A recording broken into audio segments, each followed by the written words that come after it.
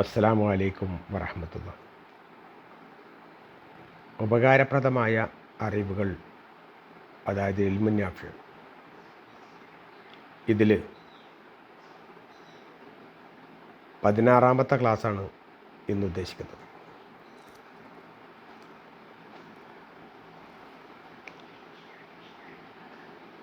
അബൂ മസ്ഊദ് റളിയല്ലാഹു അൻഹു ഒരിക്കൽ ഇപ്രകാരം പറയുകയുണ്ടായി. ഖാല നബിയു സല്ലല്ലാഹു അലൈഹി വസല്ലം, റസൂലുള്ളാഹി സല്ലല്ലാഹു അലൈഹി വസല്ലം പറഞ്ഞിരിക്കുന്നു, ഇന്ന മിമ്മ അദറക്കന്നാസു മിൻ കലാമിൻ നുബുവത്തി, ആദ്യകാല പ്രവാചക അധ്യാപനത്തിൽ നിന്ന് ജനങ്ങൾ മനസ്സിലാക്കിയിട്ടുണ്ട്. ഇന്ന മിമ്മ അദറക്കന്നാസി, തീർച്ചയായും ജനങ്ങൾ മനസ്സിലാക്കിയതിൽ നിന്ന് മിൻ കലാമിൻ നുബുവത്തി, പ്രവാചകൻ്റെ അധ്യാപനത്തിൽ നിന്ന്, അല്ലൂല ആദ്യകാല പ്രവാചക അധ്യാപനത്തിൽ അത് ജനങ്ങൾ മനസ്സിലാക്കിയതാണ്. ഇദാലം തസ്തഹി, നീ ലജ്ജ കാണിക്കുന്നില്ല എങ്കിൽ, നിനക്ക് ലജ്ജയില്ല എങ്കിൽ, ഫസ്നാഴ് മാശീത്ത, നീ ഉദ്ദേശിച്ചത് ചെയ്തു കൊള്ളുക. നിനക്ക് ലജ്ജയില്ലെങ്കിൽ നീ ഉദ്ദേശിച്ചത് ചെയ്തു കൊള്ളുക എന്ന് ബുഖാരി ഉദ്ധരിച്ച ഹദീസ്.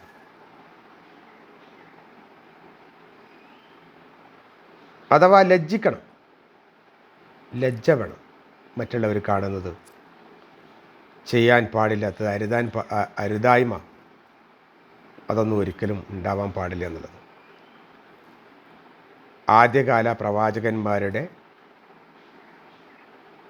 അധ്യാപനത്തിൽ നിന്ന് ജനങ്ങൾക്ക് കിട്ടിയ അറിവ് എന്ന് പറഞ്ഞാൽ എല്ലാ കാലങ്ങളിലുമുള്ള പ്രവാചകന്മാരുടെ അനുയായികൾ കൊണ്ടു നടന്ന പ്രമാണം തന്നെയാണ് ഇതും. ലജ്ജയില്ല എങ്കിൽ നീ തോന്നിയത് ചെയ്യുക.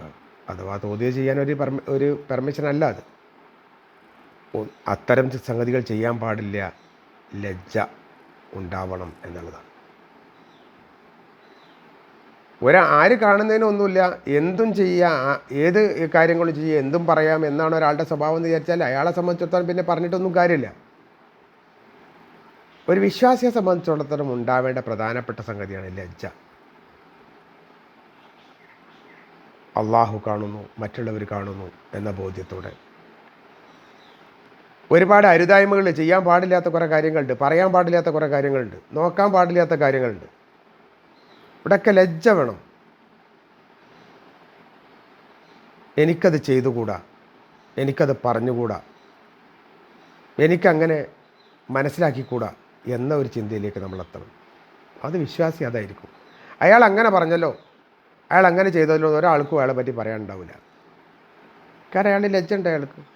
അതുകൊണ്ടാണ് ഇപ്പോൾ വിശ്വാസത്തിൻ്റെ ഒരു തേട്ടമാണ്, വിശ്വാസിയുടെ കൂടപ്പിറപ്പാണ് ലജ്ജ എന്ന് പറയുന്നത്. നമ്മൾക്കും അതേപോലെ തന്നെ പറയാൻ പാടില്ലാത്തതുണ്ടാവും, പറയാൻ പറ്റുന്നതുണ്ടാവും, നോക്കാൻ പാടില്ലാത്തതുണ്ടാവും, നോക്കാൻ പറ്റുന്നതുണ്ടാവും, ചെയ്യാൻ പാടില്ലാത്തതുണ്ടാവും, ചെയ്യാൻ പറ്റുന്നതുണ്ടാവും. അത് ഏതാണ് എന്ന് വേർതിരിച്ചറിയുക എന്നുള്ളത് വിശ്വാസിയുടെ പരമപ്രധാനമായൊരു ബാധ്യതയാണ്. അരുതാത്തതൊന്നും അതിൽ നിന്ന് വരാൻ പാടില്ല. അതുകൊണ്ട് ലജ്ജ നമ്മളുടെ കൂടെയാവുക, ഉണ്ടാവുക, ലജ്ജിക്കുക, അത് നിലനിർത്തുക, പറയേണ്ടതും ചെയ്യേണ്ടതും മാത്രം ചെയ്തുകൊണ്ട് മുന്നോട്ട് പോകാൻ ശ്രമിക്കുക. റബ്ബ് സുബ്ഹാനഹു വ തആല നമ്മെ സഹായിക്കട്ടെ. പറഞ്ഞു പോയ എല്ലാ അപരാധത്തിലും അല്ലാഹു നമുക്ക് പുറത്ത് മാപ്പാക്കി തരികയും ചെയ്യട്ടെ. വാഖിർ ദഅവാനാ അൽഹംദുലില്ലാഹി റബ്ബിൽ ആലമീൻ. അസ്സലാമു അലൈക്കും വറഹ്മത്തുള്ളാഹി വബറകാതുഹു.